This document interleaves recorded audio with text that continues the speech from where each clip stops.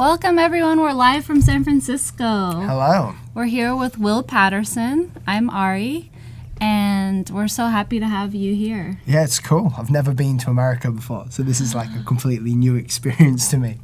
That's a big deal. So Will lives in the UK, in Yorkshire, in a small town. Yeah, that's right. Very small. 10,000 people. Tiny. Wow. So let us know. It's anyone from the UK on the chat. I'm sure we have a lot of Brits on the chat. And I'm sure we have people from all over the world. So let us know where you're from. Hi. Hi, Kevin. Hi, Jason. Hi, Lisa. We're so happy to have everyone join in. And today, while we talk to Will and while we watch Will work, we also have a contest for you. So make sure to look at the contest tab, and we'll have everyone create a letter of the alphabet on Photoshop or Illustrator, however they want to create it. Be as imaginative as possible, but I guess make sure it looks like a letter. You can read it, yeah. Yeah, legibility is very important. And we'll be reviewing them, and Will be choosing the ones he likes the best, the ones that look the best. Yeah, high standards. Here we go. Yes, very high standards. Awesome. Okay. Are we getting right into this then? I think so. We have everyone's joining in. Bucharest, Netherlands, Italy, France. So cool to see everyone on the stream. Yeah, Germany, Chile. Wow, it's a lot. It's a lot. Right, I have a little presentation that could you put it on my computer screen? Oh, there we go. Got it there. Fantastic. So I've got a little presentation to give just to outline logo design or logo type design, because even though I'm a hand lettering artist, I do a lot of logo type design, so it's kind of based around hand lettering the logo type and refining it, and it's got a bit more, you spend a lot of time on one word rather than like a composition of a lot of different ones, and there's a lot more, I don't know how to say it, but kind of there's a lot more you've got to think about with scalability and stuff. So we're going to be working on a project. I know this seems really formal. It shouldn't be this formal, but we're going to work on a project because this is the best way to learn if you're just starting or if you want a little refresher. And the project briefing is to design a logotype for a fictional social media app called Smiley for smartphone users. So I would use that. You use that? Yeah. Oh, that's cool. We have to see what it's about. So Smiley is a free app for iPhone and Android devices. It currently only runs on smartphones, but they are looking to expand to a web-based browser version. The USP is sharing data from workouts and fitness runs, and the logotype design process is this. So I'll go back to that one actually, because it's there's a lot to do with this. So this is the brief. So normally when I get a designer, hello, I'm trying to get this to work. Maybe I shouldn't have had the animations there, but normally when I get a project briefing, there's a lot more to it. So I've just like sort of concisely brought everything down into a tiny presentation so you can see. So when you start getting a commission for a logo type design, you've got to think logo design. It's not just hand lettering. You have a lot more restrictions on what you can use for your logo type. So we've got a bunch of funnels here basically of restrictions of different things that we have to keep in mind. So designing a logo type for a fictional social media app called Smiley. So the first thing you realize here is that it's only on smartphones. So the logo type has to be seen on smartphones, and that is the main aspect of it. It's a free app as well, so it needs to be enticing, and it's also, I don't know what the current age range for the app is, but I'm guessing because it's a fitness app, it'll be for young adults, so 18 to 30s. Only runs on smartphones, but it is going to expand on a web-based platform. So kind of like, I would say kind of like Instagram, it only runs on your phone and it shares data between you and your friends, and it helps you have accountability. And the unique selling point is that it shares the data. So all these different things here we've got to keep in mind and run all the artwork that we create towards this to make sure people can, one, read it on a smartphone, and that it works and it shows the company and what it's about. So the way that I do the logo design process is as follows, like this. So the first thing is briefing and research. So when I get the brief, I'll normally, write some notes about it. So what I've just done there is tell everyone and you guys my thoughts on there, so like the data sharing and stuff. The research side of it comes from looking at the competitors, so looking at different social media companies and other people that are doing the same thing, if they are doing the same thing. If it's completely unique, you have to look for the closest company with the unique selling point. So like you've got to see Instagram, Facebook, Snapchat. You've got to look at all those different companies and take inspiration from them and try and make it better. The second part of the logo design process is mood boarding. So once we've done the research and created like a document with our research and we have a full understanding, then we can move into mood boarding. And all that is that you take images, maybe logo type designs or lettering or certain letters, and you put them into one board to get the general feel and mood of the style of lettering that you want, and you can annotate it and stuff. The next one is rough concept sketches. This is again really concise, but I just go ahead and make so many bad pieces of work until I make a good piece of work, and that is the general aspect there. Then we refine the best 3 sketches. So out of like maybe 50 sketches in a normal logo design process that I work in, I'll refine the best 3 and then I'll go ahead and present them, but I won't vector them, I won't vectorize them, I'll just present them as the sketches. It's important, that aspect's actually really important. When you vectorize a logo design and you spend the time on it that they may not use, then you're going to just waste your time if they don't use that. And normally a logo type will work if it's not vectorized, and you can see that it works when it's not even vectorized, and it helps you understand that it's legible even if it is a bit rough, you know. So then we get written feedback from the client, and then we repeat 3 to 6 again. And then the next slide is something that I say a lot. Logo design is all about failing until you succeed, because that is all I do.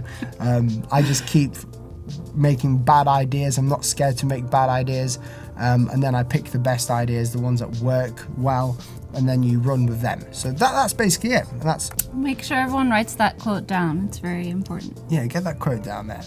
So it's a said good by quote. Will Paterson himself. That's it. Something I say a lot on my channel, but it's true though. Fake it until you make it, as they say. That's it. Yeah, I mean, and also failing is different though. That's a different sentiment. Yeah. Yeah. I just like, when I talk about failing, I mean each idea that I create is probably not going to work. There'll be probably out of 50 sketches, 2 of them might work. Yeah, and you have to accept that. Yeah. And that's how you succeed, by accepting that they're not everything you create is like a golden... Yeah, it's not going to be the best idea, you know? Yeah. And even like once you've done it, like the actual logo design itself, it might not be the best logo design ever. It might just work, you know? And that's part of it. So we're doing some logotype lettering. So the first thing I'm going to do is, again, in the process, we're going to go ahead, where is it, the process? We're going to do some research into it. So I'm going to move straight into the mood boarding, because that's sort of intertwined with the research for this. So I'm going to go into Pinterest. Now, when I'm doing a lot of research, I go into Pinterest a lot, and I need to log in, but I'm not too sure. I'll just continue as my Facebook. But I do a lot of researching into Pinterest and Behance. So I'm going to go have a look and check Behance out and Pinterest. And what we're going to do is we can either create mood boards in Pinterest by creating like a Pinterest board for that company, or we could go ahead and create it in Illustrator. So take images from like different companies and put it in there until we find the perfect feel. So we're not going to spend ages on this, but I'm going to just literally type in social media logotypes into Behance, and we're going to just have a look around and see what kind of thing that we want. Now, this is kind of like a personal time where you guys may be a bit like, what am I looking for? But what I'll try and do is explain to you what I'm looking for as I'm going. So the main thing is I'm looking for a script logo or script type that is clean and legible when it's small. So we're going to just have a little look. So you know it's going to be a script style. That's one of the ideas that What I've you've- got. Okay. Yeah, so like it's not going to be really script. This is why it's really hard. So it's kind of like the idea that I've got in my head right now, I need to get it on paper, but I want to look for inspiration first. So I'll just type it in and see what we get. But script Logotype.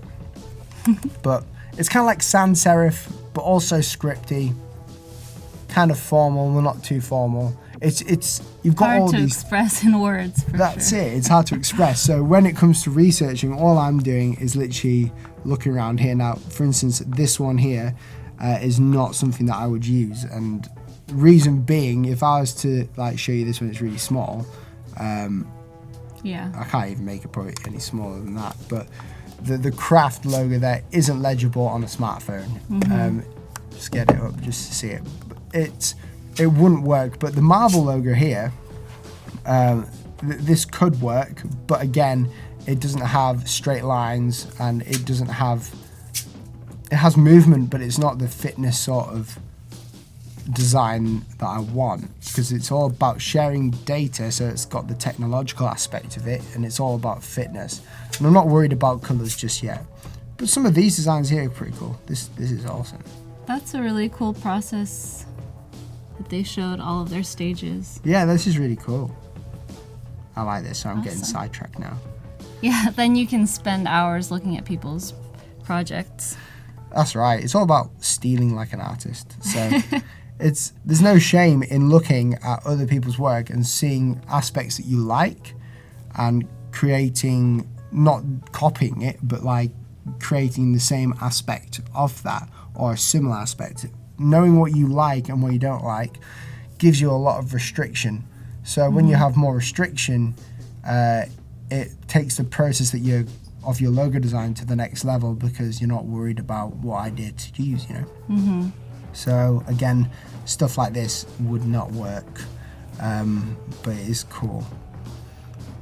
I'm just having a little look until I find something that I do like. Yeah. Hi to everyone who's joining. I've seen a few of you in the chat. Matia, Munir, always good to see you. Derek says he loves your YouTube. This is Derek. Which Derek is this? Well, he came up earlier, but I wanted to make sure that we called him out. He's not Nice. there right now. I think he's still watching, though. Nohora is here. We have a lot of comments about how people get inspired.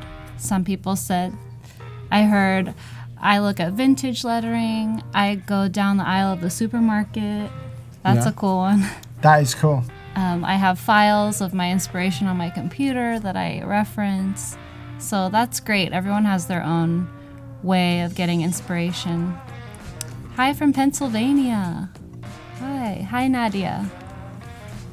There's so many cool things. On Pinterest as well, I've got more of a collection of, I've got loads of secret boards on here. Ooh, So a lot of these. So, elephant. yeah, so this is it sounds strange, but it's something that I'm working on at the minute. So all these boards are simple. Now, I like this idea here. This one, I'm going to screenshot that. And all I'm going to do is, I'm really rough when it comes to stuff like this, so I'm just going to shove it in. And I'm going to keep it all in one place. Let's get rid of this mood board thing there, don't want that. And the reason why I like this logo here is simple. It's straight. I mean, it's not got any movement in there, but I like the color scheme of it, but mainly the fact that it's very clean. And when it comes to creating, I think for this app, what I've got envisioned and what I've researched prior to this, I think it would be best seen as a clean app. It's all about fitness and stuff like that. Stuff like this, that's pretty cool.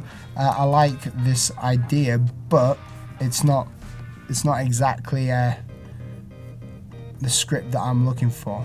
So I'm going to just shove all these here. And having a mood board may seem like an unnecessary process, but it's it does help. Eve says, you're amazing. Oh, thank you. You're amazing. You're more amazing. Hi, Judith. Hi, Yuri. Yuri says, so cool to see the whole live process of the YouTube celebrity of the design community. Love your videos. Fan from Cambodia, no way. Ooh. You have fans all over the world. It's crazy, isn't it? YouTube's such a cool platform. Yeah. Just having a look through here. I've got like a bunch of different boards that I could take inspiration from. What we can do is Hello from Nepal. Nepal. Yeah. No way. Hi, Swarnima. I hope you can stay awake. It's very late. That's so cool. There's so many people on. Yeah. So we're just doing the research at the minute, but we're not going to be here for very long. Normally, I will be spending a lot of time researching, like days while I'm at work, just to really get my brain saturated with it. But because of the stream, I want to jump into it and do the best that I can with it.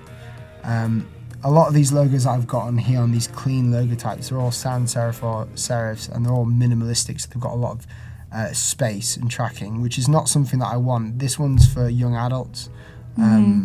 So I want something that's trustworthy, that works. But I've got the idea in my head, which is the problem.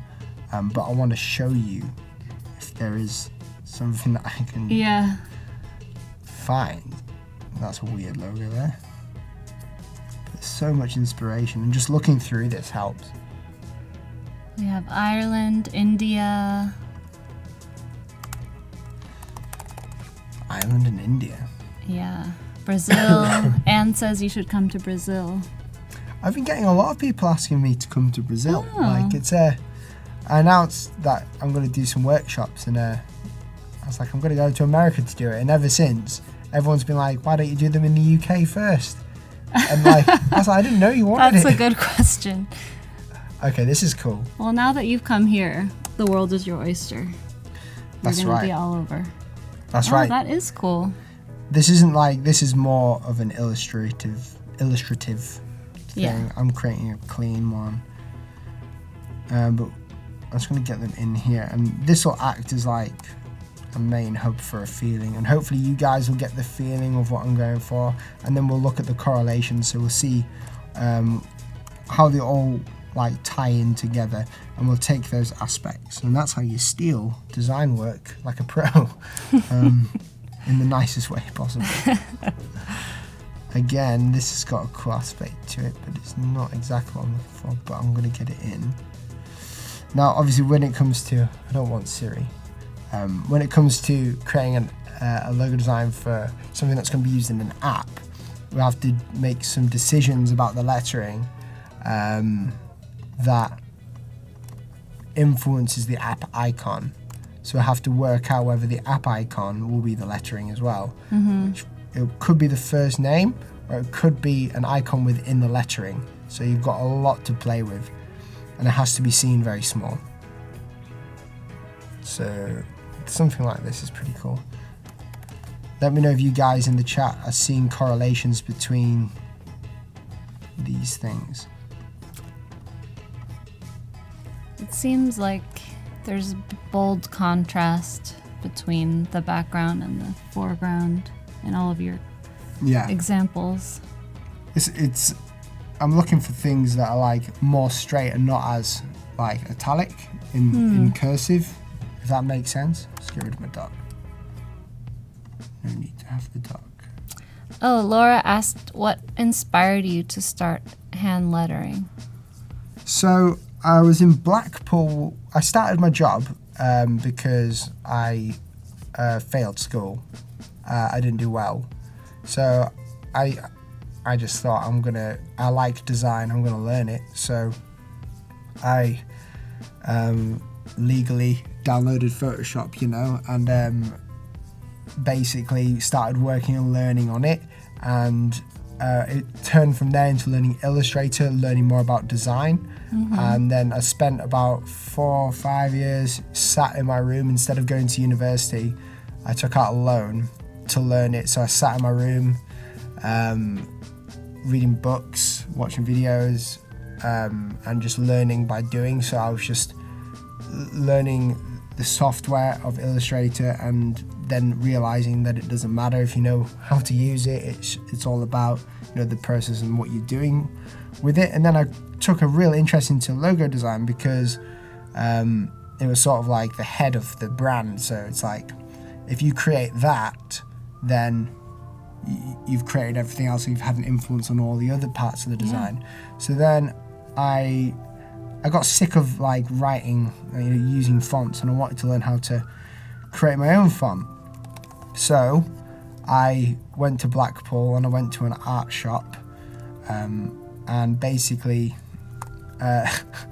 just bought some sketchbooks and some brush pens and some pencils, and I started learning lettering then and posting my process on Instagram.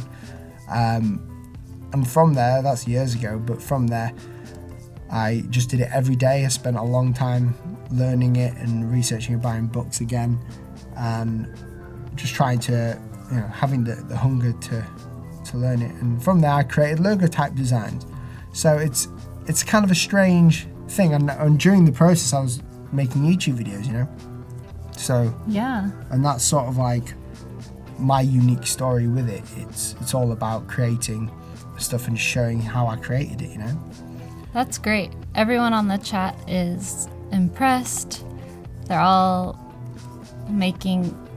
putting big surprised faces and being like, self-taught, wow. And a few people said, I failed my typography class, or I failed my class too. I don't worry. Like, school's good, but like, well, you some pretty people, much went to school, but you did it yourself. That's You it, got yeah. books, you studied and just, you know, practiced a lot.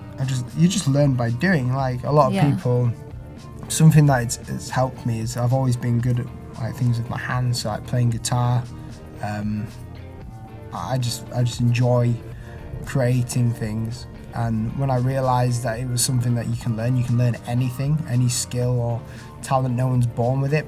Then when you do that, you've got more of an inclination to actually do it and do it bad. And that's the best way to get over the fear, is just doing things really bad until you create something good. And don't be disappointed when you create something really bad, you know. So I'm just having a look, and I think we've got a few designs in there that I like. This is part of my favourite time of the logo design process because I get to see what other people have done. I mean, stuff like this is pretty cool as well. But this sort of time when I'm creating designs or the mood board, it really does help me understand things about what's in my brain, and hopefully you guys can get it as well. And normally during the client process, so once I've done this, when I give a proposal in to a client, I'll always provide the mood board, and like I'll annotate it with like little lines and stuff like that.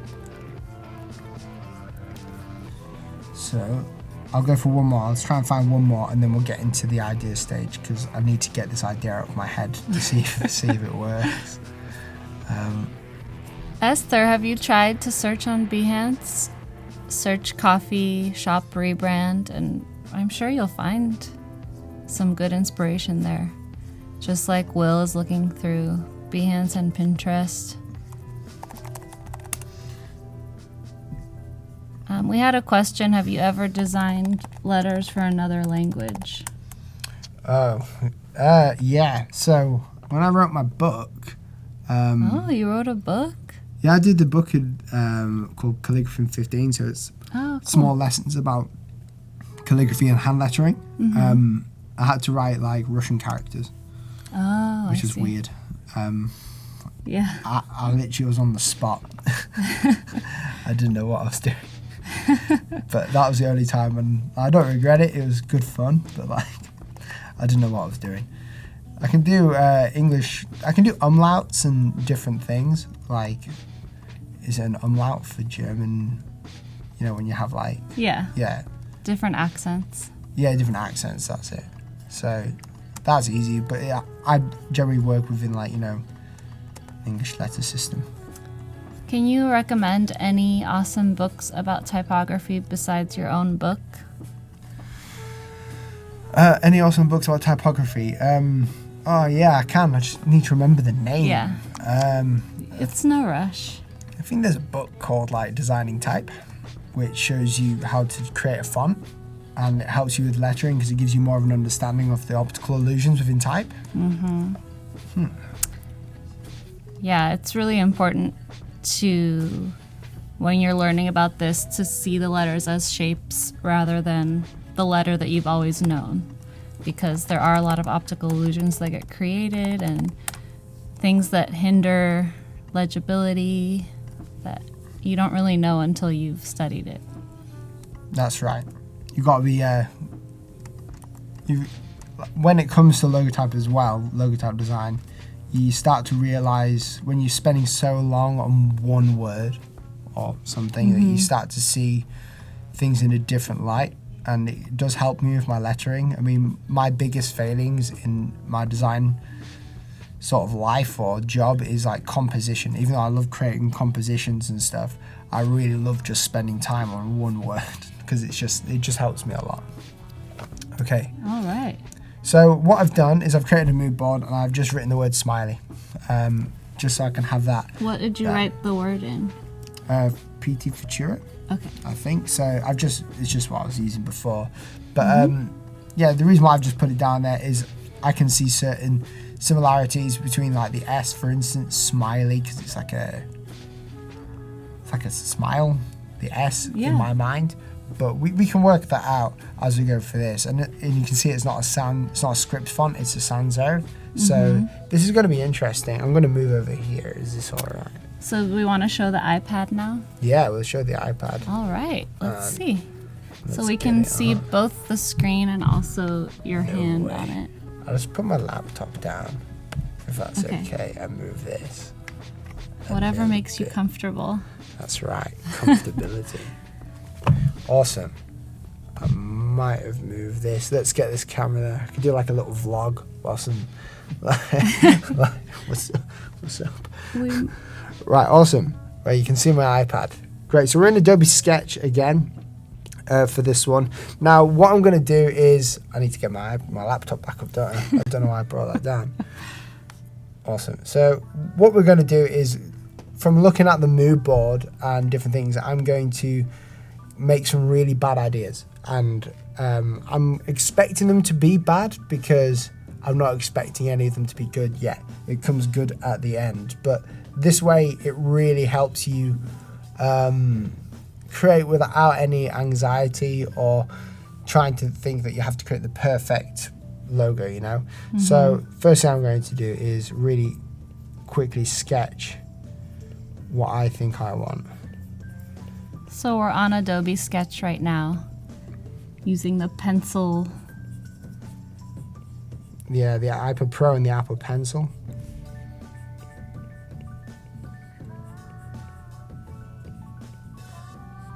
So this is the idea that was in my, well, close to the idea that was in my head.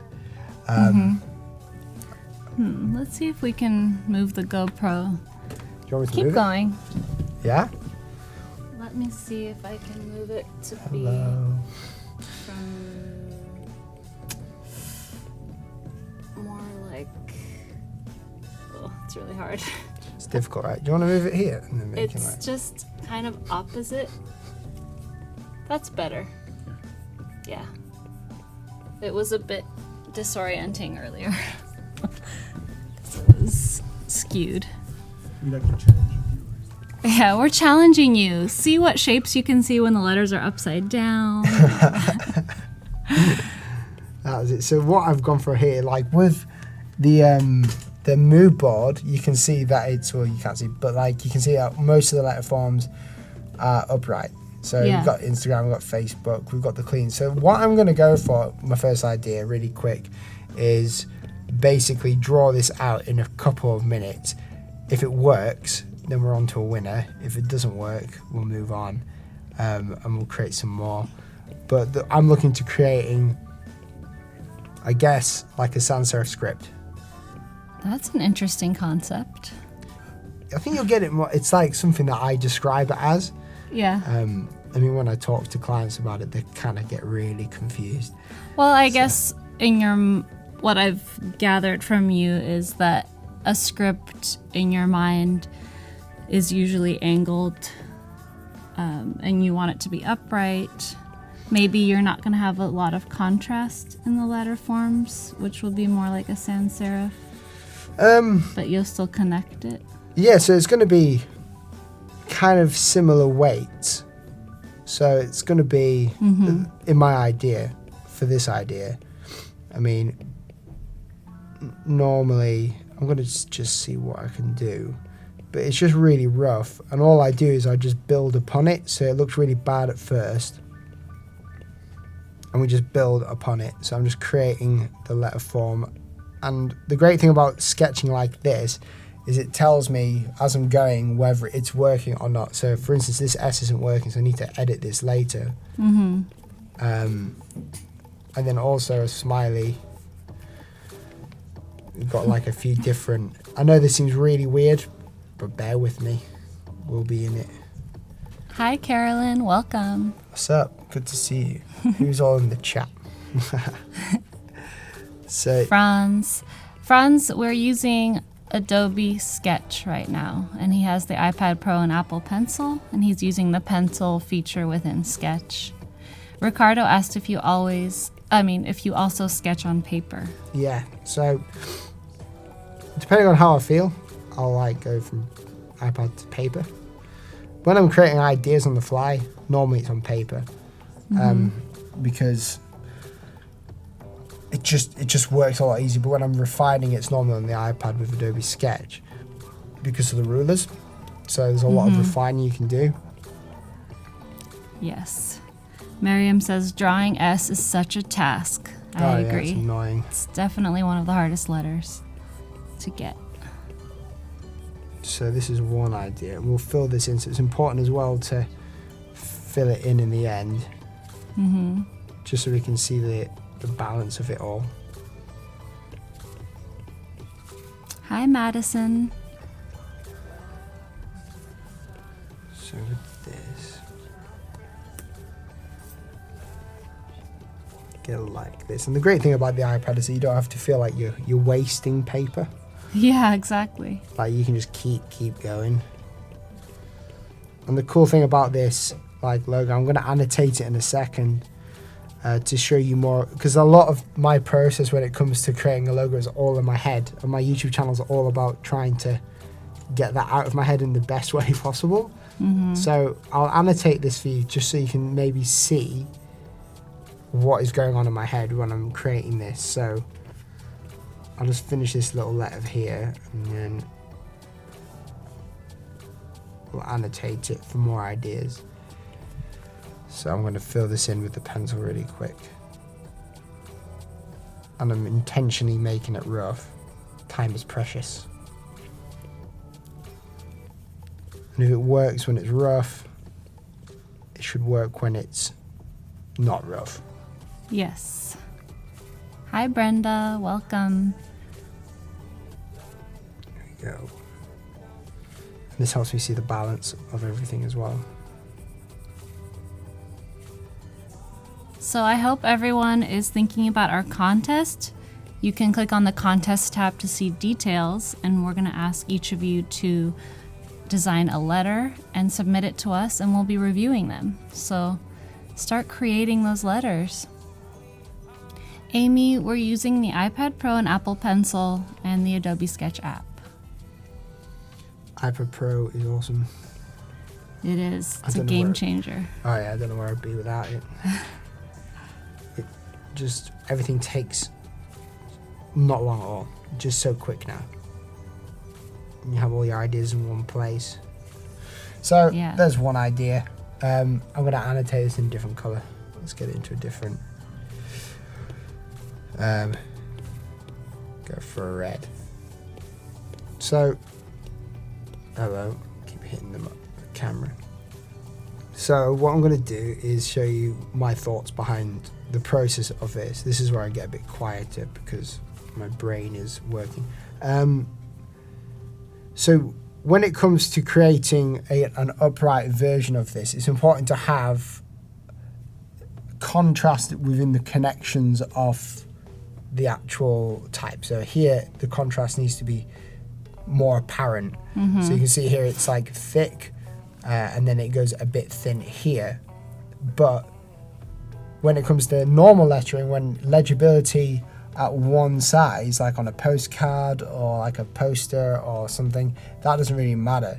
But because this is going to be seen like really small, like that, and I'm just looking at the monitor over there, if I can't see it, like, and if I blurred it and stuff and I just squint my eyes, then it's not working. Now, the cool thing about this, if you just flip it upside down, you can see like loads of mistakes that I've made. You may not be able to see it, but I can see tons of mistakes. So something that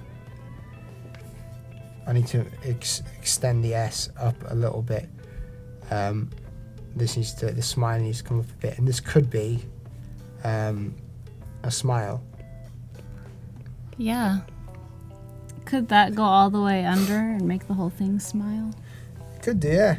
Like create little like eyes or something.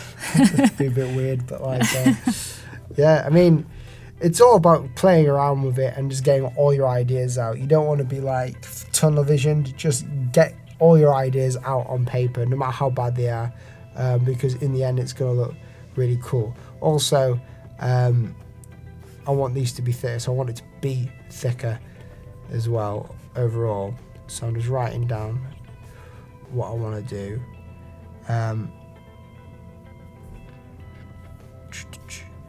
Move this.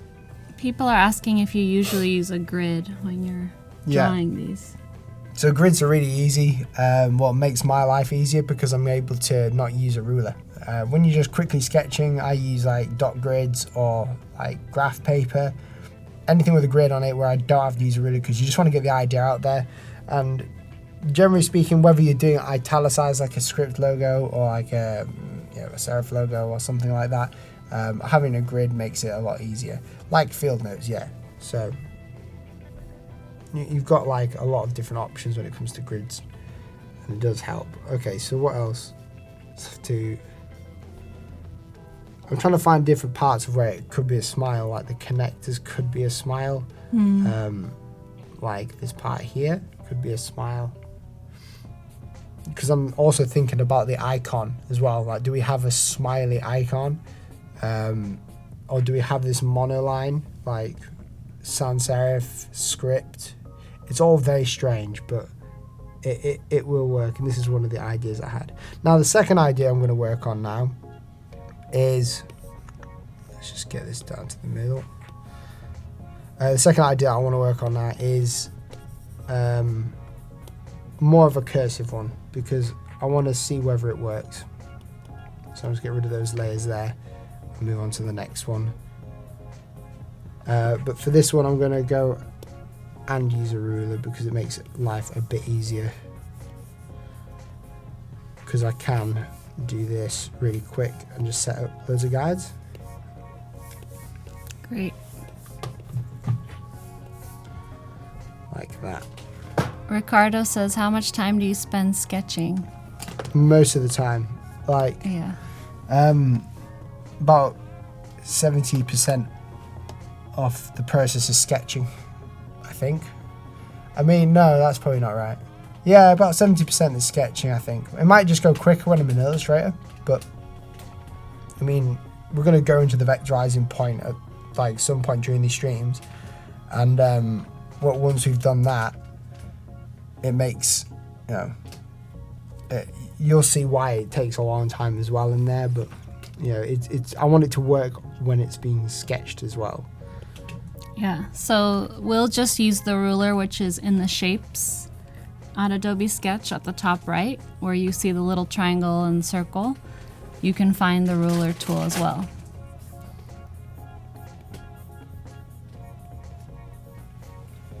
So, and a lot of like logo design is finding out what doesn't work. It's like, it's almost as if you're working for a client, they want to know what doesn't work. I think everyone's got these horror stories of like, clients saying, oh, do this, do that. And that's going to happen regardless of what's going on. But it's most of my job is creating work that doesn't work to show that it doesn't work and to sell the one that I have done that I believe works, you know? So do you do something you like and then create other ones just so that you have other options for them to reject? Is that what you're saying? Not really. Like, what I'll do is I'll create a couple that I like and I'll test them. So we'll be doing that. We'll be doing like a little test.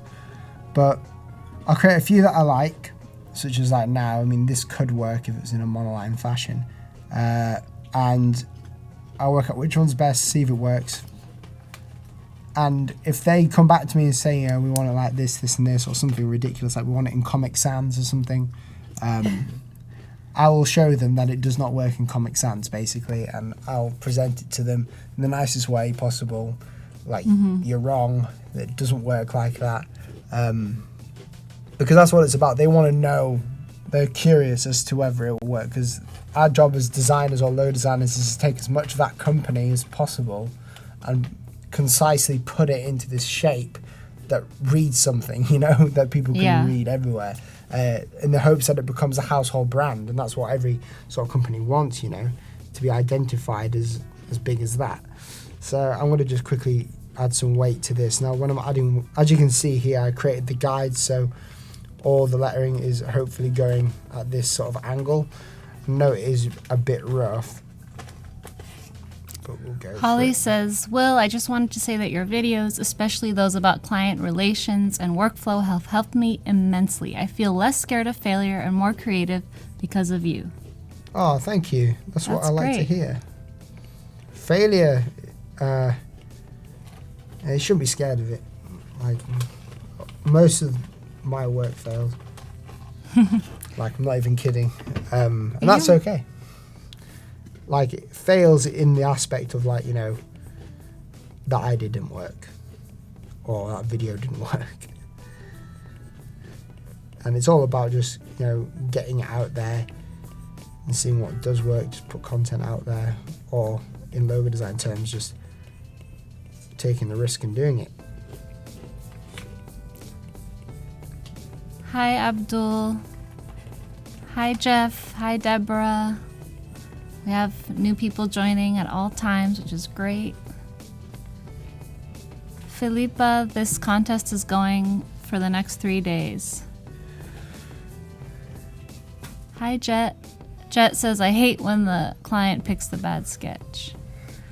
Oh, that's a good way of sorting that out, actually. You don't give them it. Yeah, don't give them it. Only give them sketches that you will work with. And I say that to all of my clients, and there's a huge difference. It works, though. I know it's all about the scarcity thing. Like, something that was great about YouTube is that I can decide to take on clients if I want to. It's not a must. Because and this is a great thing, if you're working part-time in a job and I'm just taking a break from looking at it for a sec, but like, if you're working part-time in a job and you're kind of wanting to do logo design, the best time to start is when you are part-time, because then you don't have the scarcity. You don't take clients that you won't work well with. You'll take clients that you do work well with. And the great thing about YouTube and where I'm at the minute is that I'm able to choose whether someone I want to work with, you know, whether they're going to be, you know, hard on me, or whether they'll be a bit more relaxed with me and work with me on it. So it's all about, like, not having that scarcity of, like, I need to take this job, otherwise, you know, I won't be able to pay the bills. If you're in that position, I would suggest going and finding another way to make money at the same time, because then otherwise you'll just, like, you won't have fun doing it. That's good advice. It's a bit different advice, but I hope it helps someone. I'm sure it does. Monirik says, I love your YouTube episode, Client from Hell. Yeah, I've got a few of them. I've got to be careful, though, because I don't want to, like, slate people. Some of the stories are way too specific. But the thing is that there isn't really no client from hell. It's the designer from hell, because if you're It's you that picked them. So That's true. unless It they're goes offering you both like, ways. that's it. Unless they're offering you like a ridiculous amount of money, Yeah. then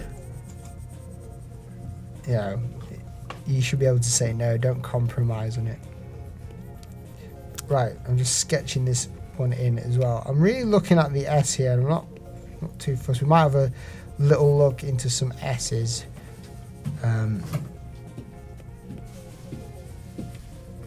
Because I know there's like an idea in my brain that is wanting to come out and work right. But this is just part of it. Part of the process.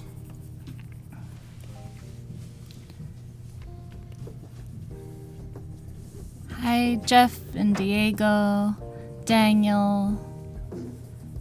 Welcome, everybody. David, Rodolfo.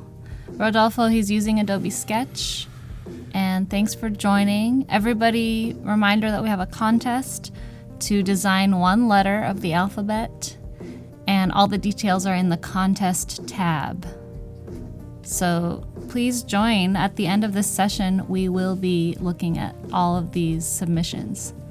And make sure to keep tuned in for the next few live streams today. We have Jill DeHaan at 11 a.m. Pacific, 1 p.m. is Stefan Kunz, 3 p.m. is Becca Klassen. So we have some great people coming in. And we'll be seeing you, I hope. Stefan Kunz, whoop whoop. Yeah. Okay, let's move this over here. So for those of you who've just joined, Will started out with a brief to create a social media app. And he looked at inspiration on Pinterest and Behance for other designs of logotypes. And now he's sketching his idea. That's right. Sketching some different ideas out. Just seeing what works, what doesn't work. That whole process of it. This next idea, I'm going to use a ruler again, actually.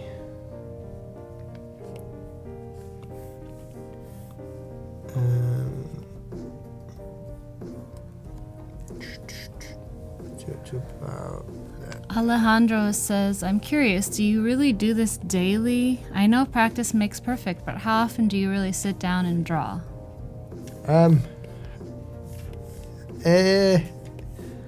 About 3-4 hours a day. Maybe daily, yeah. Yeah, it's about 3-4 hours a day on a normal day.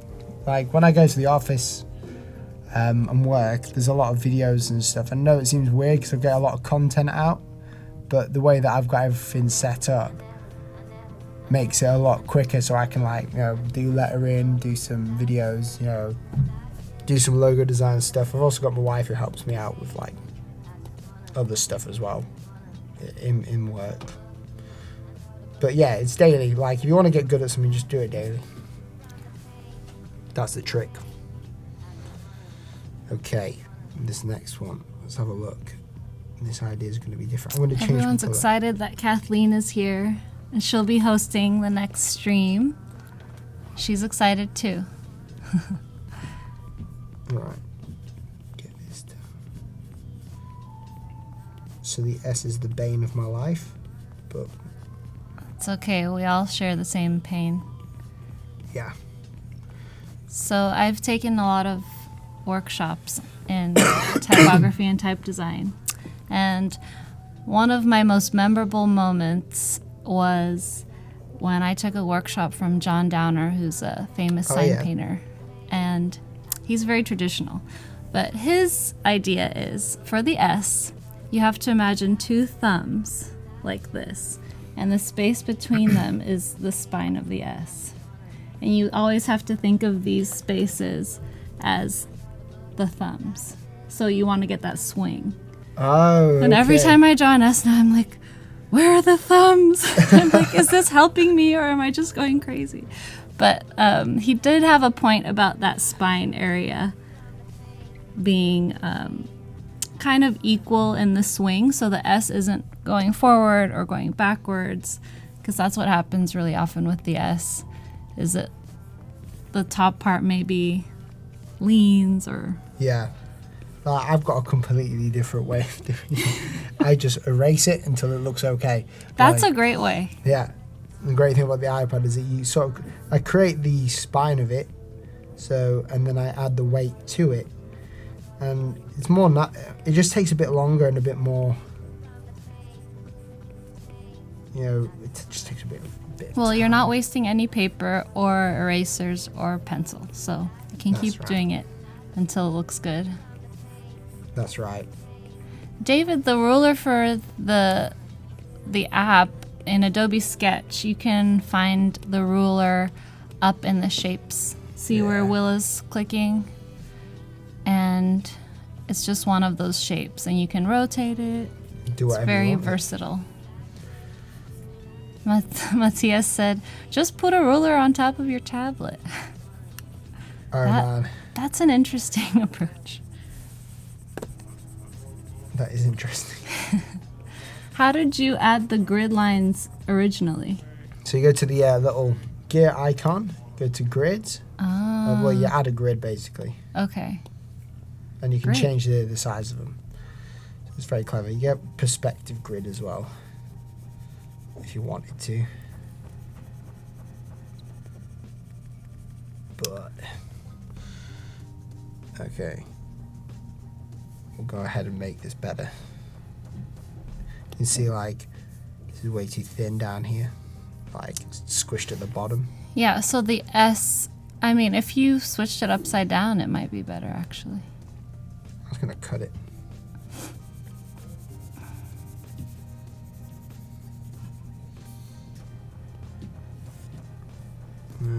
Duplicate. Imagine now. Jet, you don't have to keep your hand off the screen. It recognizes that your hand and the pencil are different things.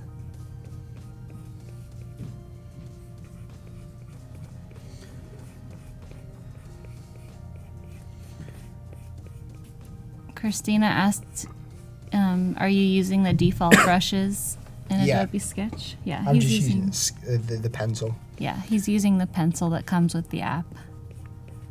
It's really realistic. It is. It's pretty amazing. Really realistic. And then once I've done this, hopefully.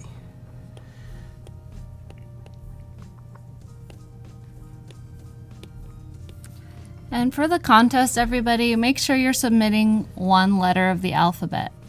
So just the one, and then at the end, we'll be looking at the best. We'll be looking at all of them to see which ones we like the best. And actually, in the next few minutes, I'll show a few that have been submitted already. I've got some, on my Instagram, inspiration for anyone, wherever they've gone. 2 seconds. There's an A. That's 1A. I've got Stefan did this thing. I've got an A, ones with an A there. So you've got different types of A. Yeah. Different types of B for inspiration. Screenshot it now. Forever hold your peace. Stefan did a YouTube video about this. I think it was 16 types of B. And it just totally inspired me to start creating more different types of letters and catalogue them, and it's good fun. Yeah. Just make sure you can read it. That's That's the most important thing about letters, is that they can be read, and I think that gets forgotten quite often from the things I see online. I'm like, that's pretty, but I don't know what it is. Yeah. I think you got to be honest with yourself. Does it work? And if it doesn't, why? Rodney says your iPad... No, not Rodney. Franz says your iPad sounds so paper-like. I've got a paper-like... It's actually called paper-like. No way. Yeah, it's a screen protector. Yeah, it's called paper-like. Wow. He really called that. He was like, do you have a screen protector? Because it sounds... It's when I first got the new iPad, I just put it on straight away, and it just feels more like paper. I need to get a new one because it's like That's so cool. bit I too never knew smooth. that. Yeah, it feels like a lot different, like proper paper kind of. But it is good. So this time, I'm going for a weird idea, and I'm spending a bit more time with this idea actually. And I'm not really fussed about the thickness of like keeping it consistent just yet, just to see if any ideas pop out of me. But the cool thing about having rulers and stuff inside of Adobe Sketch is that you can get all the thicknesses and the consistency out pretty quickly. Yeah. And we'll just go for more of a sans serif, maybe with a bit of contrast in it.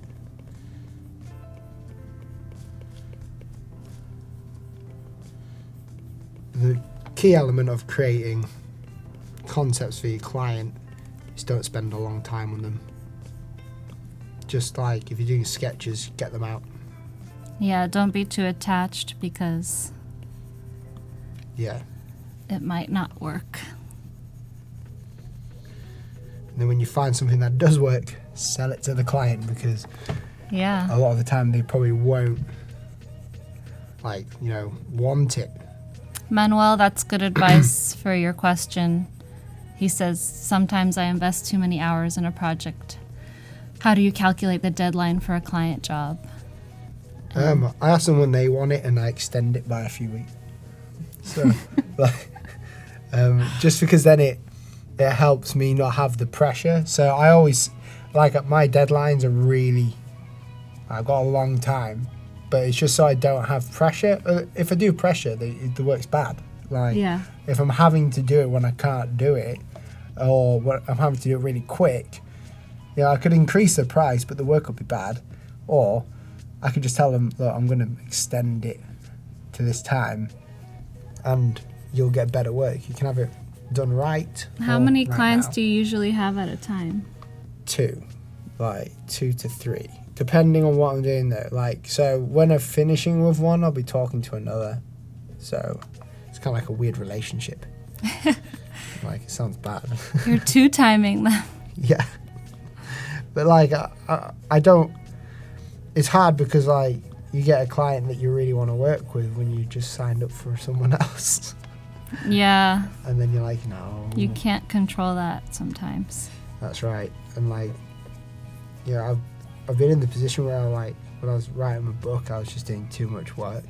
I had YouTube client work. I went to Iceland with Stefan, and I had meetings in London. Just too much stuff, and it really affected my work. Yeah.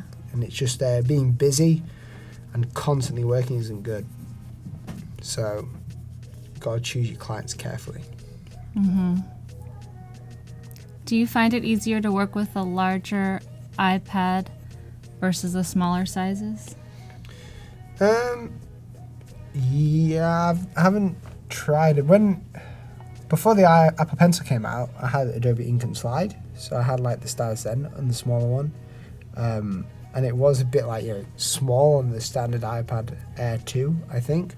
I have gone to the Apple Store and tried the 10.5 inch, and it seems way too small for drawing.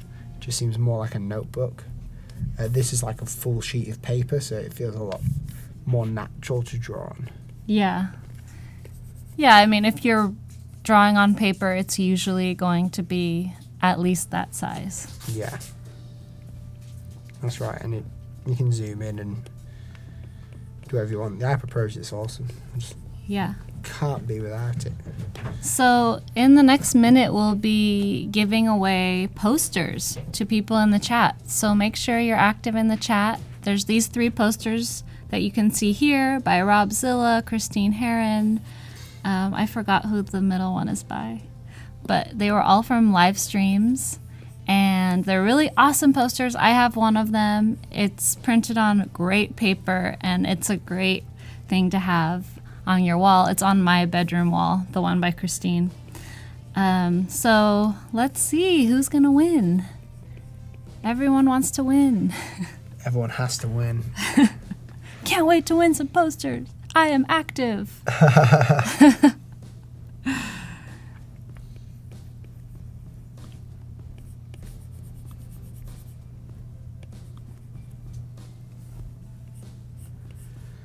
All right. So we got to the I. Yeah, and I'm changing it. So it's going a bit weird now. So this is like a really strange idea that I'm just figuring out. That's a cool I. I like it. Yeah, it's just strange. Like probably during, like when we finish the streams and stuff, I'll go and work on more ideas. So we speed up the process so I can like show you more about it. Otherwise, I'll be nitpicking all the time. Mm-hmm. Has anyone got a drink I can have? Oh, I'll Sorry. get you some water. Thank you. Drying up. It's that San Francisco heat compared to the UK. We're trying to get you dehydrated so you get more productive. Work will work. No water for you. If you can still talk, you're not working hard enough. That's it. Let's take my medicine as well at the same time. Oh no. So a few people have asked what your favorite font is. And I get that question a lot. And it's hard to answer, so It is a difficult question. I didn't ask you until now. Okay, Until you so had your water. That's the winner. Ooh, we got the winner. It is... Mitch Smith. Congrats, Mitch. Mitch Smith. Come on. Brutal, remind me of... You're the winner, Mitch. Congrats. That's a cool name. Mitch. Mitch Smith. Yeah. It's a very strong name. Yeah. And it's easier to say than a lot of other long names like mine, so I admire you. So he's got a 1-year Creative Cloud He's got a subscription, poster. Oh, a poster, right. Poster. Did he get all 3? Oh, he got all 3. That's awesome. I didn't realize that. Okay, so Mitch got all 3 posters, and then we still have the contest for winning a Creative Cloud subscription, which is to design a letter and submit it through the details on the contest tab. Okay, and that's the... Okay, I get that. Yeah. That's cool. So what about the font question? So my favourite font, I don't... Shall I just say lobster and then everyone can like hate on me? Or... No one will hate you. You? Well, no, I don't know. Favourite font, I don't really have one. I think I like... I think it's called Acumen. Yeah, that's a Acumen? great one. Well, Acumen is a very versatile typeface because it has like 90 different styles. Yeah, I think that's why I like it a lot. Yeah, so it goes from super, super condensed to extended, all different weights, and I use it all the time because it just has so many styles that can be used in so many different ways. But I think it's difficult to answer because each font is a tool that is used for a specific purpose. So Yeah. if you're designing a wedding invitation versus a logotype versus writing your resume, you're going to be using different things. That's right. So it's hard to say, like, I like this for everything because you're not going to do your resume in Lobster, for example. No, exactly, yeah. And if you do, change it. No design studio will take you unless you're very creative with your lobster. Yeah. All right. So Tyrone, Will said he really liked Acumen. It's an Adobe typeface that was released, I guess, a couple years ago, if not less than that. Yeah, it's really good. I don't know where do I use it though? I think some of YouTube thumbnails. I use it, yeah. Or like in like contracts or stuff like that. I believe. I'm just going to move this over to the left slightly. I'm spending a bit more time on this one just because I've got this idea in my head that I want to get out and show you and annotate a bit more as well. It's a lot of, like, when it comes to it, working with a logo design, it can be quite lonely if you do it by yourself, but when you're with other people and you sort of like, you show them, you can collaborate on it and say, this is what I like and this is what I don't like, and it becomes a lot easier and less like stressful when you're creating one, because you can be like, this is what's good about it and this is what's bad about it and this is how it can be used. I mean, there's a lot of things that I need to change about this one, which we can do in Photoshop if we needed to. Likone, Acumen is ACUMIN. And if you have an Adobe account, you can go on typekit.com and you can use Acumen, get it on Typekit, sync it, or use it on the web. I'm getting a lot of submissions for the letters of the alphabet. Yeah? So Do you want me to have a look? let me just organize them here. Sure.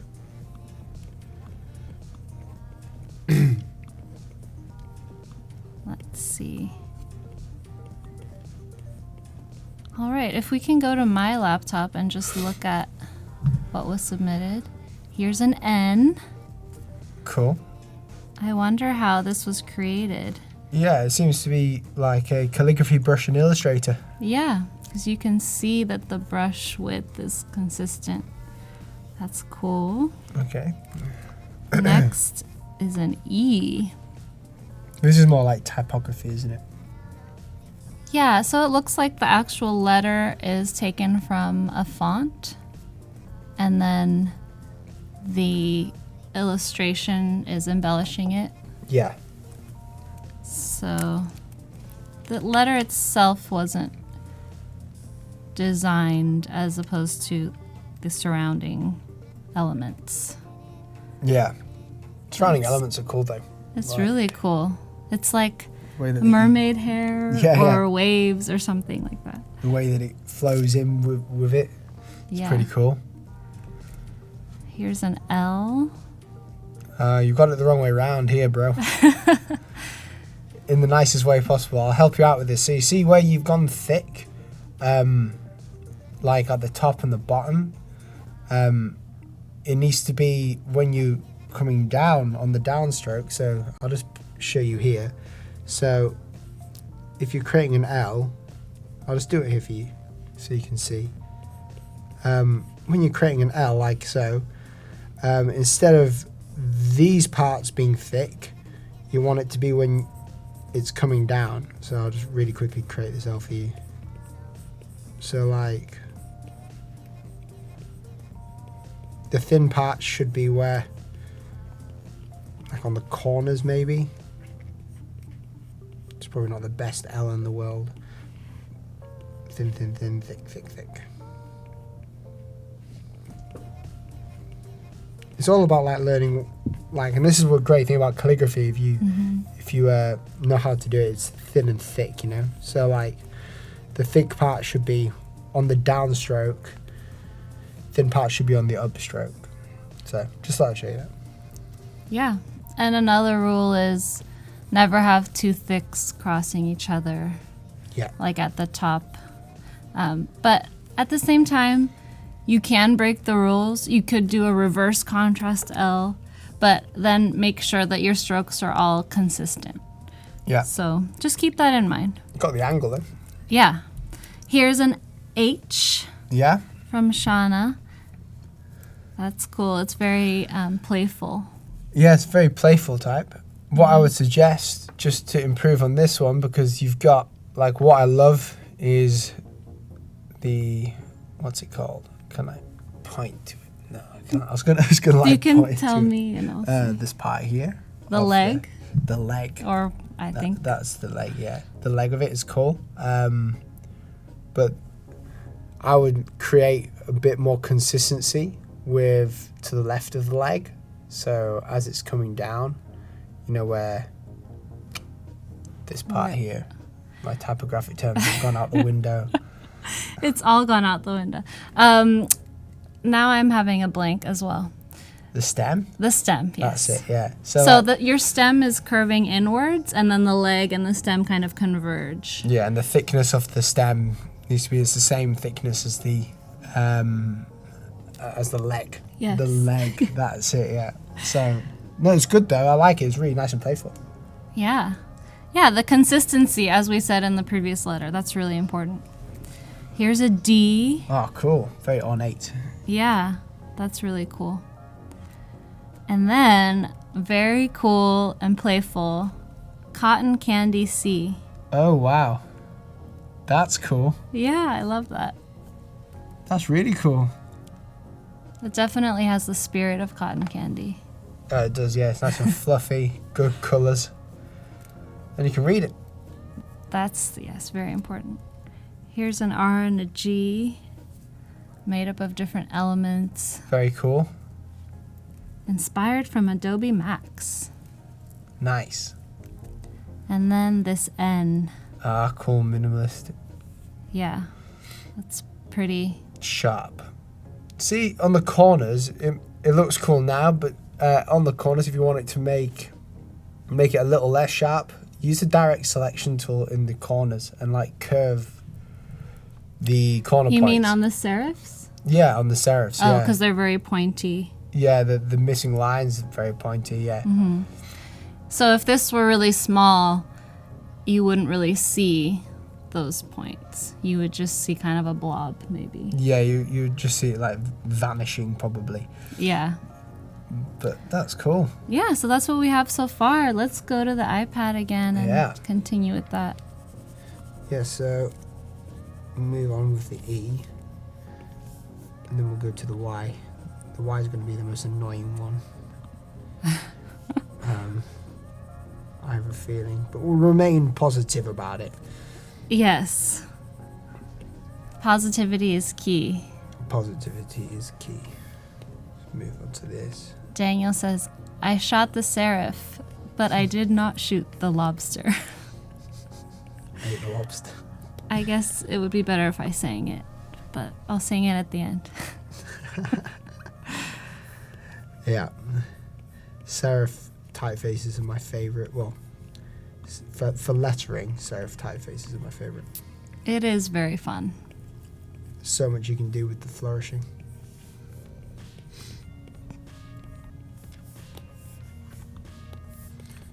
Sort this part of the E.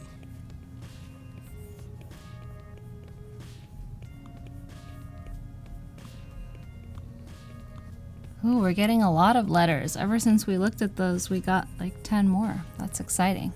So at the end, we'll look at them all. Oh, sweet. Yeah. You can still draw. Oh, good. I wanted to. Hi, Brian. This is very live. Yeah, it's it is so cool. live. We can see everything you say. Do not swear. Not on air.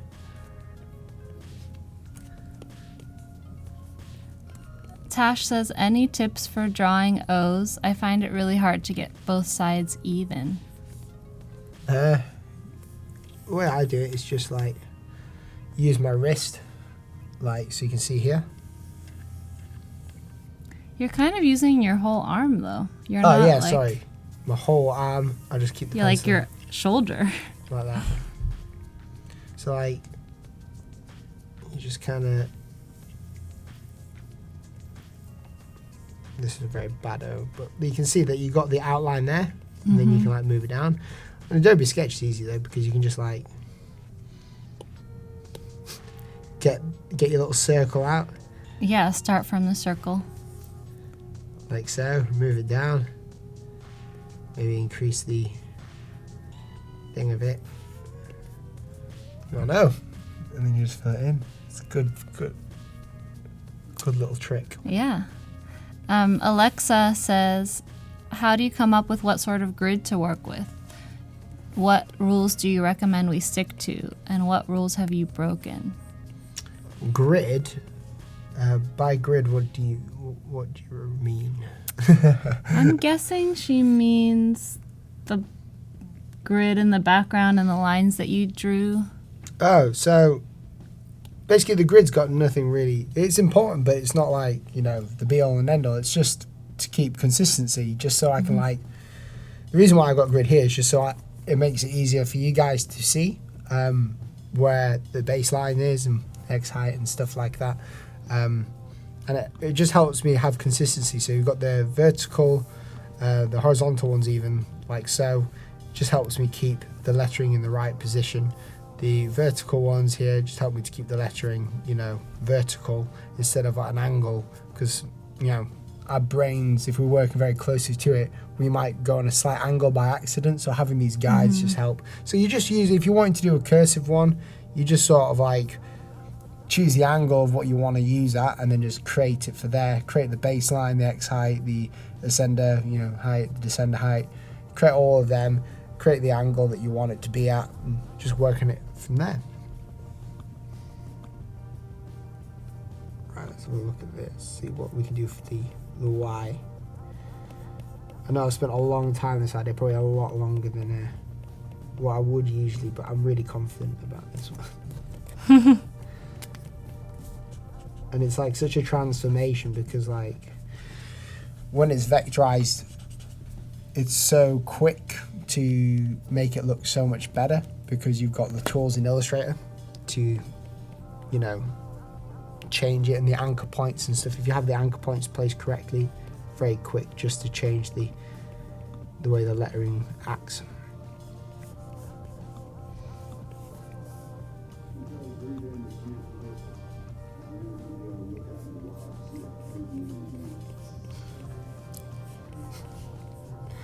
I'm going to try and create a... I just said I'm going to cry. I'm not going to cry. If I cry, then I don't know. I'm going to cry. Maybe you'll cry on the third day. Yeah, maybe the work will be just so good that I'll just start crying. Right. I'm trying to create a smile with a wink, maybe. Hmm. Bear with me, people. Like, and probably tomorrow, if I come back to this tomorrow, it'll be like completely like different, like in the sketching stage, but I'll be able to show you the evolution of it, because that's always like really fun. Yeah. Being able to show that it works. Daniel, I have definitely heard of Logotype, and they've created great polychromatic fonts, and they've also done this cool thing where they've created their fonts, created them in wood type, and then actually printed things with real wood type from a font they created digitally. So they kind of went backwards, which was really interesting. No way. Yeah. Analog to digital, yeah. Joey says if you cry, I should bottle the tears and then market them. That's creepy, but go for it. Sell it for charity. And then we can make an ink out of them for a lettering kit. For lettering. The tears of Will Paterson.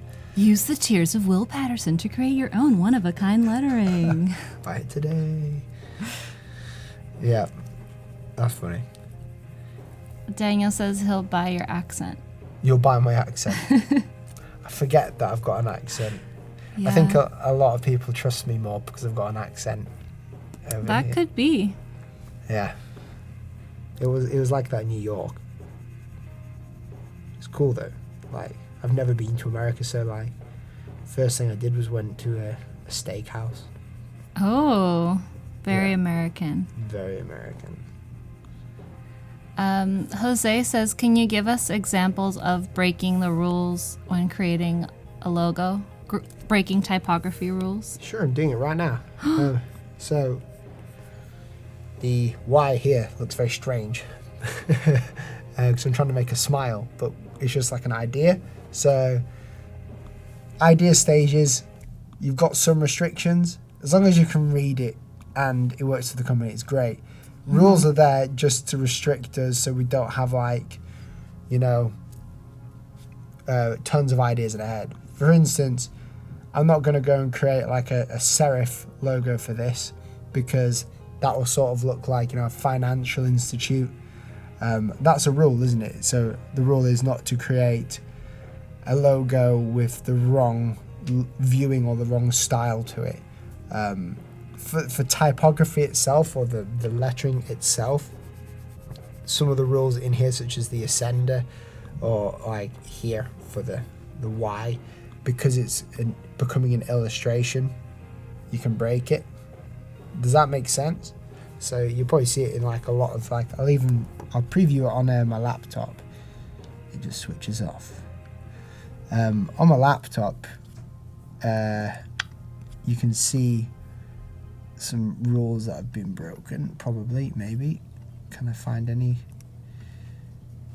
Yeah, I guess for the L here, the rule of creating an L, you wouldn't, have the ascender going straight across, right? Or the D, the ascender on the D going all the way there, all these flourishes and stuff. But it becomes an illustration. When it comes to type, they've got the consistency correct on Lemon, but it's about creating an illustration of words that is readable, so you've got more room to break the type. When it comes to creating a font, that's difficult because you've got a lot of rules to play with, and there's a lot of different uses for fonts.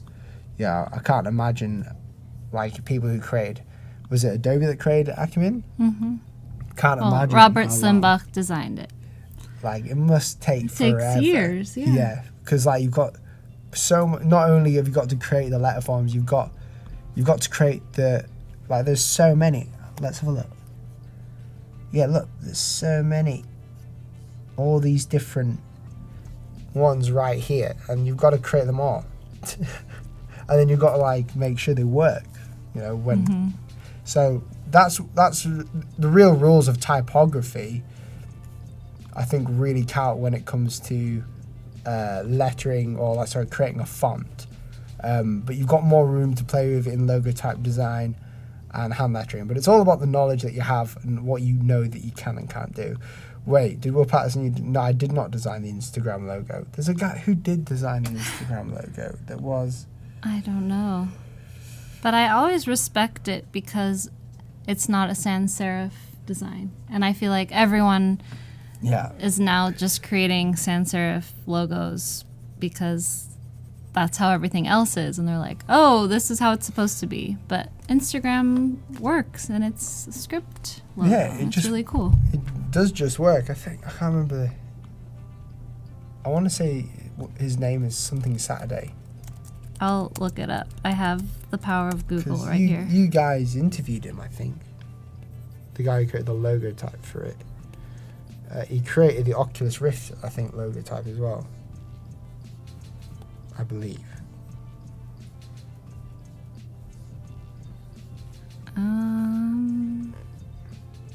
Oh, now I'm finding the person that created just the icon and not the logotype.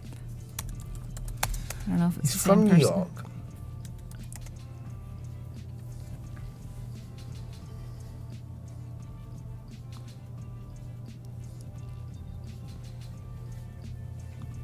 Okay, so this, I'm going to do some little editing here, and I'm going to create another logo. We're going to create a more sporadic logo. Coal Rise? Coal Rise? But I don't know if it's the icon or the thing. Yeah. If anyone on the chat knows, Mackie let Saturday, us that's know. it. Oh, Mackie Saturday. Okay. Yeah. That's the Awesome. one. Oh, they've told us 3 times, but I haven't looked at the chat. Sorry, guys. Yeah, so the way I think that it went is that they had the font. You can see it here. So they had a font that they used, but they wanted it to be separate. So they wanted to, when it started to take off, they wanted it to be separate. So I'm guessing they hired Mackie to do. They cleaned it up and made it its own. Yeah. He's great. Very good. Right. Let's go ahead. I'm going to be a bit more freestyle here. Daniel says, how do you know when to follow a popular trend and when to diverge? Do you follow what's popular? It's hard not to. But it depends, like, what is popular. I mean, there's design trends are kind of like, you know, just what you see more of. I don't think there's like a real way to. For instance, I know Instagram logo is popular. Doesn't mean we have to create another Instagram logo, you know. It's just difficult. The popular is a very weird word when it comes to design. I mean, logotype is so different. Like, logotypes are so different all the way in different companies, you know. Yeah. If that makes sense. I feel like I'm not making much sense right now because my brain is like, my brain's being fried. Let's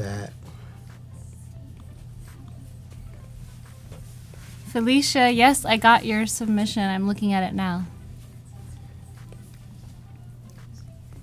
let's have a look at some S's. A few people have been talking about your S Yeah, they in have. the chat. I don't know if you've noticed, but the latest one says the terminals of the S are different than the other letters in that red one Oh yeah, because they're I need to hard. spend more time on it, but I've sort of like moved away from it because I'll be there all day, just like Yeah, so everyone who's talking about the S, he knows it needs to be worked on. Yeah, it's like the S is just the bane of my life. So, yeah, the letter S doesn't work with the rest of the. Well, I think it does work with the rest of it. You would just need to work it out a little bit more. Isn't like, you know, it's all flat. I know it's sans serif, but it's just an idea. Isn't like these ideas aren't meant to be good. You know, they're just like ideas. They're only good if they work. And yeah, you can have the most awesome looking logo, but if it don't work, then it's not a good logo, right? So I'm gonna have a look on my laptop just for some S's really quick. So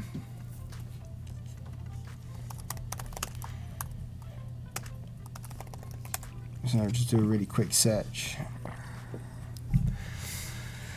just to see what other people are doing with the script S's. So we've got like something like that.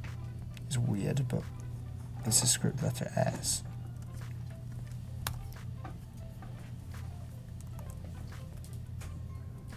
And again, this is just how I learn to create different sort of letter forms and stuff. Do you ever look on Typekit? Typekit. Yeah. Let's go for it. Typekit.com, and then you can filter by style, and then you can just type S and see. So if you go up to script here, Oh yeah. and then just type S here, and then do the grid and make it bigger. And then you can just see a ton of different cool. styles. That is actually clever. Yeah. It's a good way of seeing what other designers have done, and just also if you want to use the fonts, you can just sync them from Typekit. Yeah, so I like some of these. They've got like some.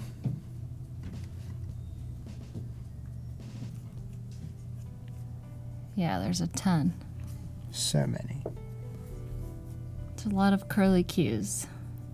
That's right. I'm looking for things that are kind of bold, but like. You can also go here under the properties and click the bold. Ooh, this is cool. Contrast. High contrast. No contrast. Ah, cool. Adam's like, Ari's pushing Typekit again. Well, it is what I work on, so. Typekit's cool. Dave, we're streaming. This stream with Will goes until 11 a.m. right now, so another half hour, but then we have a full schedule for the rest of the day.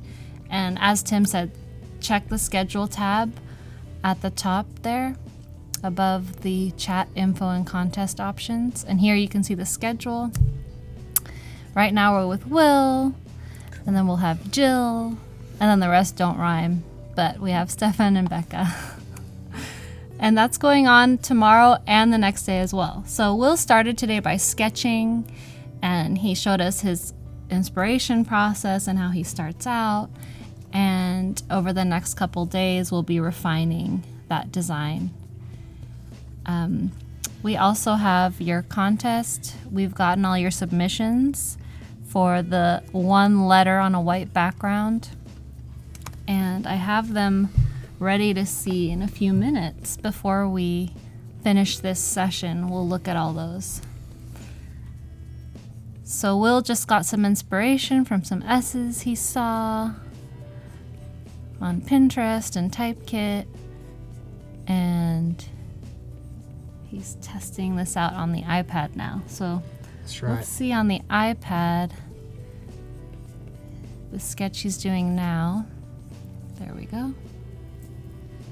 Yeah, I'm just taking natural flow of my hand just to create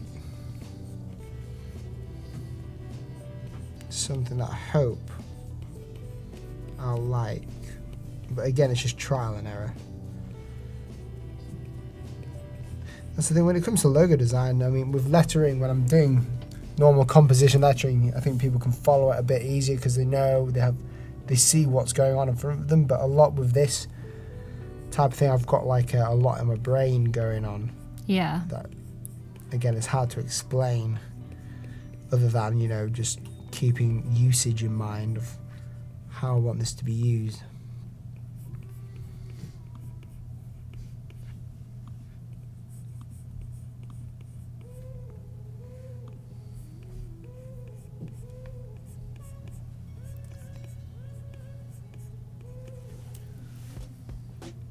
All right. I like that S. Someone was asking if you can see the image they are using in the background. If you look at this screen, you'll see it behind us. Yeah.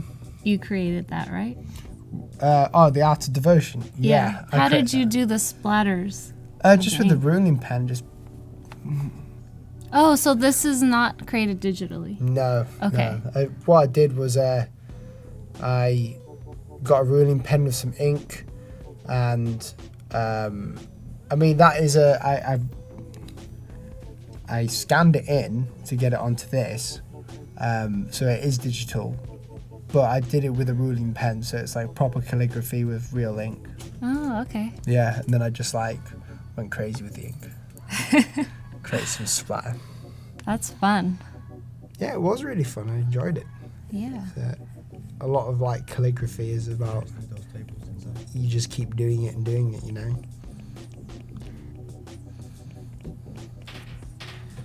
So I'm just trying to work this out, whether this will work or not.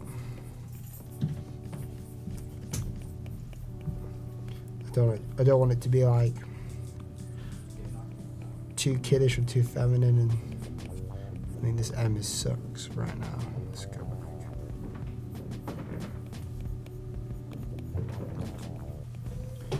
But hopefully this is giving you guys like a process or an idea of how I come up with different ideas. It's great. It's really valuable to see you work.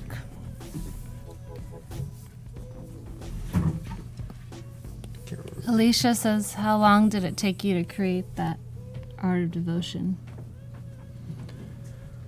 It took about 5 times of just doing it on paper. Mm-hmm. Yeah, about 5 times. It can take a while depending on like what you're doing.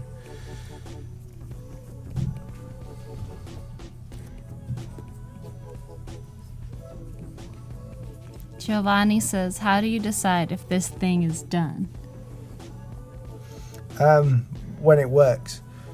So I have a process of like, when it's vectorized and it's presented, it's done. So like when it comes to the ideas stage, I try and have a couple of ideas that I can work with, and then when I feel like it, I'll sort of just like vectorize it. But it's not like a set formula or anything. It's like every project's a lot different.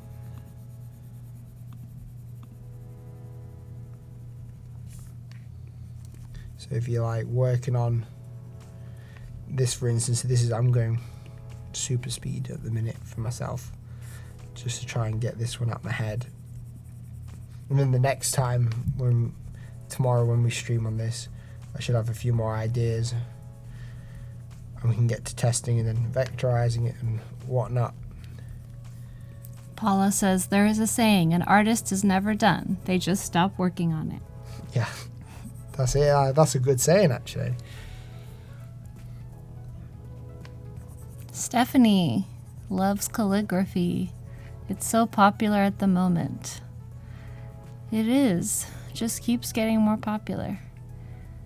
Anne says, Will, you only work with logotypes? Don't you design brands with symbols? I do, but I prefer logotypes.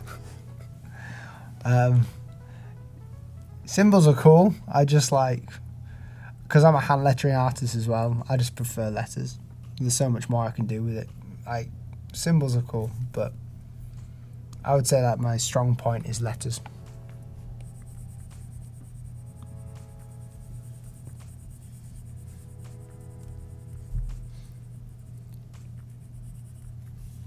Let's get this down here like this.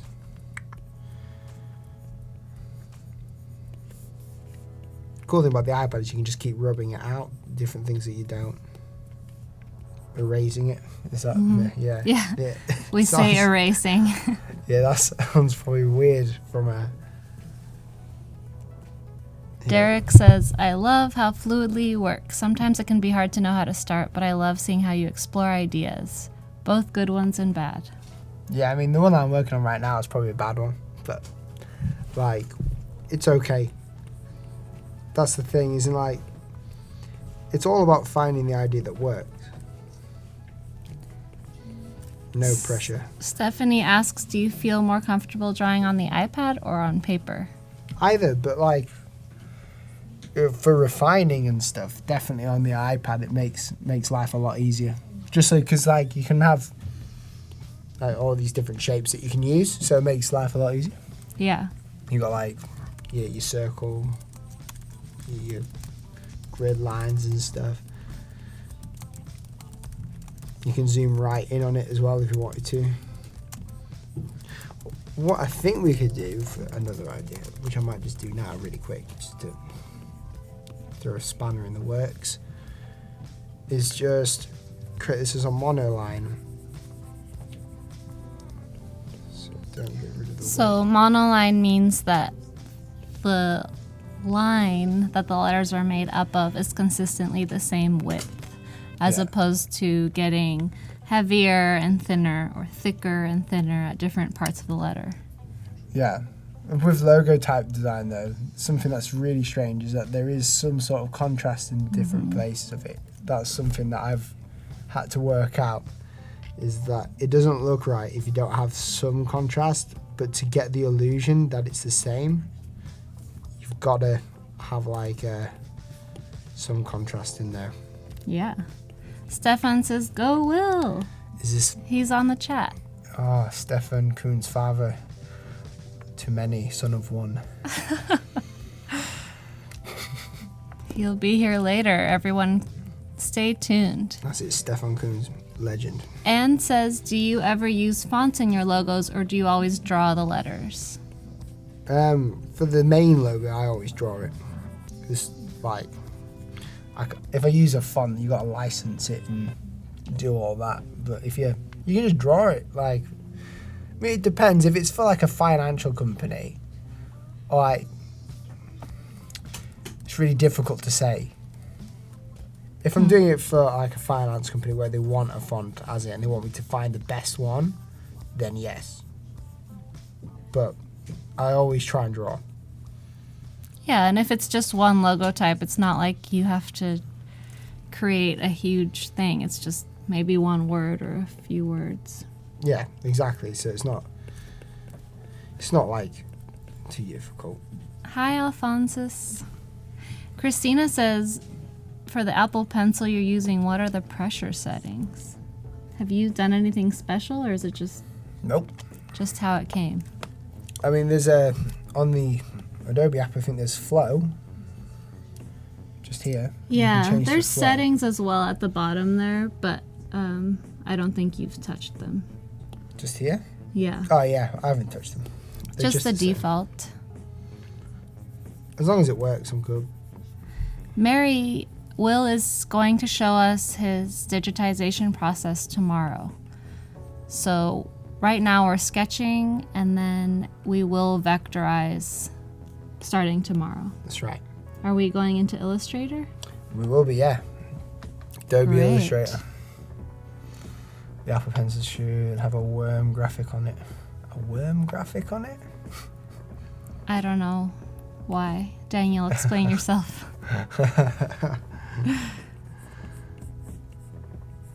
Javier asks, do you work also on animations for your logotypes? I don't know. Companies will, like, if they want an animation, I can find someone who can do it. But I don't do it personally, no. I just like the easy life. There's people who could do it better than me. I like to find the best people who can do stuff, so... Yeah. There's no point in me trying to do it if someone else can, like, animate like a god.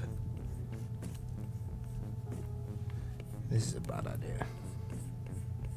Oh, it might not be, actually. I'll have to see. But, like, all these different things will change massively because there's a lot of, like, similarities within this. We've got the M has got all the same lines as the I. The E's got a bit of the S in it. So, I mean, it'll be alright.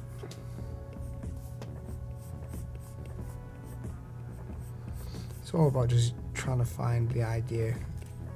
Chelsea says, what's your favorite aspect of logo design, and why did you choose it as your niche? I'm not too sure why it's my favourite. It's just something that I'm passionate about. I think just having the control of... Because I like letter forms, but being able to go deeper inside of the letter forms and like do more with it, that's something that I really like. And making sure that it works and it's so versatile, so like it can be seen on an app or it can be seen on the side of a truck. Mm-hmm. You know, I like the versatility of it and the fact that you've thought of everything. I mean, the hand lettering I love because like just standard hand lettering, because it's so fun and creative, and you can like say you can use it as a voice, and you know, it's just something that I love doing. It's just it's a difficult question.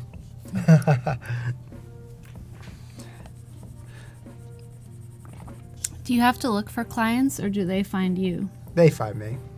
Like, From social media? Yeah, just from social media. Yeah, so the way it works, my wife, like, they email my wife, and then she organizes it. Oh, that's great that she helps out with that. Oh yeah, it's like it got to the point of where I'd be spending the same amount of time on the emails as I would be like working Yeah, on the that design. it's always the case. The admin tasks take as much, if not more time than the fun part of your job. Yeah. So I think we're going to look at letters now. Oh yeah? Yeah, we're looking at the things that everyone submitted. So if we could just go to my screen, there we go. So we have a few S's, which is cool because we were talking about S's so much. This looks kind of like a snake. It does. You got the head there, and you've got the tail. Nice little tail. That's pretty cool. Yeah. Maybe add more detail to the head of the snake. That's really cool, though. That's cool. I like that. I think this was playing on the smile aspect. Smile, yeah, cool. Use the ribbon sort of like brush, I guess, in Photoshop. It's cool though. Here's a big smile. That's very literal, isn't it? Yeah. That's cool though. I forgot about the bottom part of the S there. We could use that. Yeah. It's a good idea. Yeah, thanks. You gave him some inspiration. That's it. Here's an M. Check that out. That's interesting. I wonder what brushes were used. So it looks almost 3D. Yeah, there's the with shadows. highlights. That is very interesting. Oh, by the way, Joshua says I'm an animation demigod. So maybe you can he can help you with your animations. Okay, here's a W. That's 3D. Now that's very 3D. That's really cool. Yeah, it's cool. You've got a couple more blocks. Oh no, okay, I see it now, yeah. Like you see, it's the blocks are getting less and less as you go. Oh, I see. Cool. Yeah. Why did you make that? Yeah, how did you make that? Whoever made it. And Photoshop here's 3D. a lot of H's. That's really cool. So definitely inspired by Nice. you and Stefan's 16 letters. That's really cool. I love that H. Which one? This one.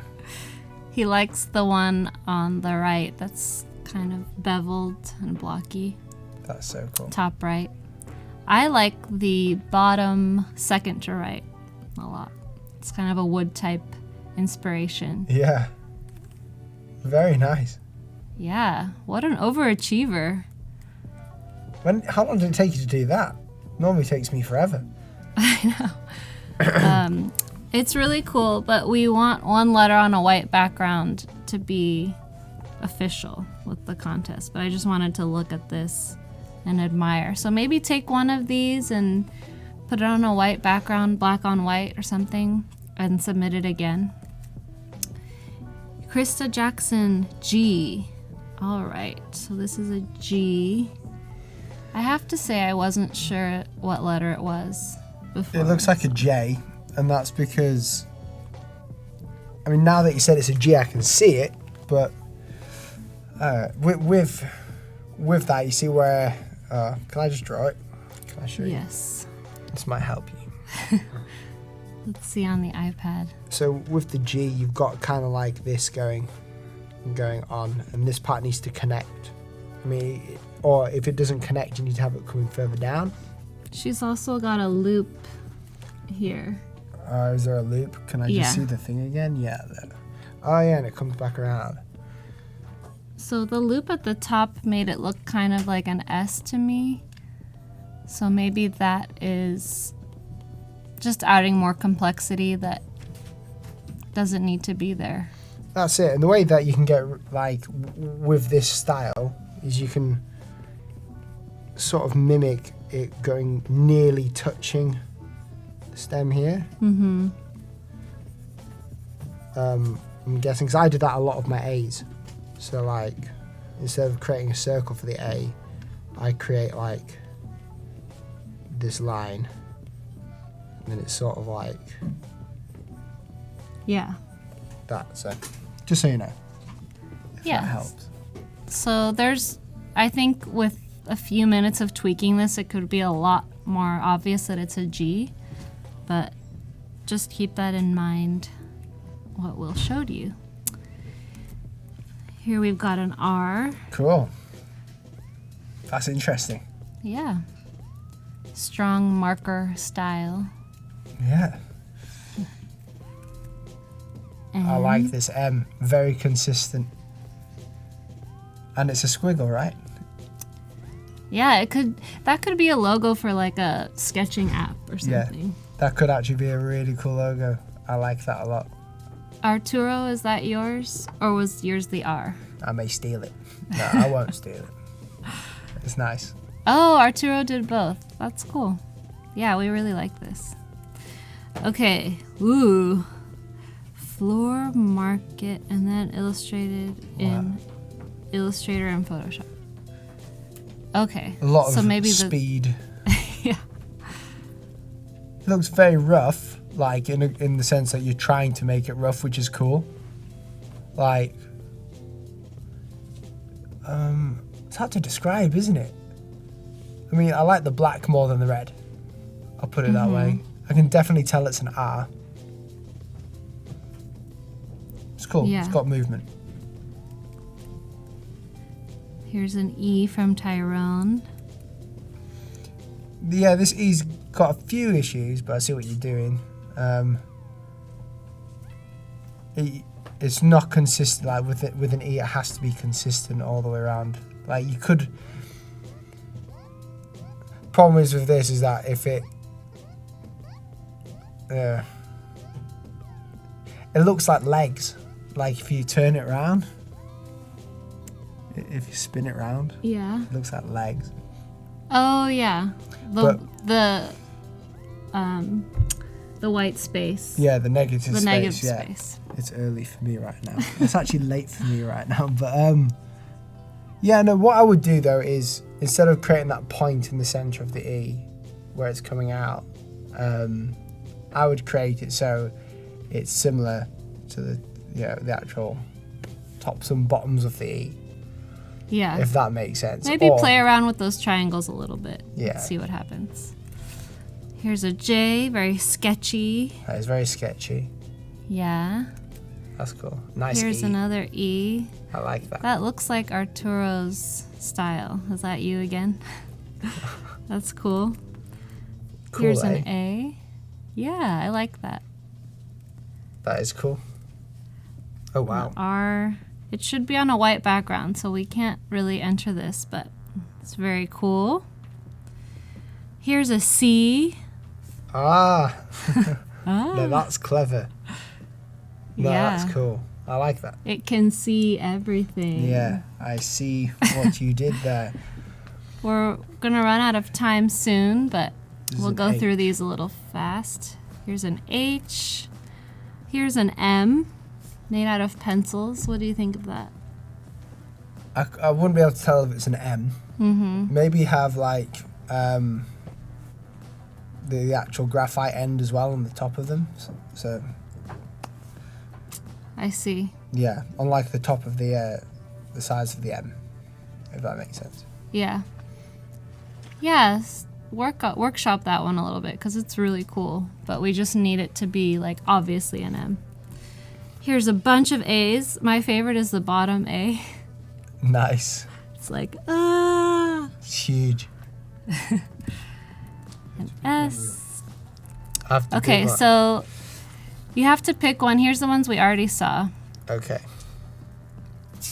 So out of these.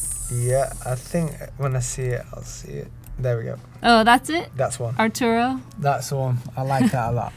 Yeah. This is really cool because it's really casual, but it's also obvious that it's an M and it's versatile. Yeah, and it looks so cool. It's a scribble as well. You can definitely tell it's an M. Yeah. It just looks really cool. I like it. Cool. So congrats, Arturo, and thanks everyone for sending in your submissions. That was really great to see everyone's approaches Yeah. so different and creative. And we'll see you again tomorrow. Yeah, it's been good. It's good to see everyone here. I'll finish up these designs and we'll get on to something cool tomorrow. Yeah, can't wait to see everyone again. See you soon. Bye. Is that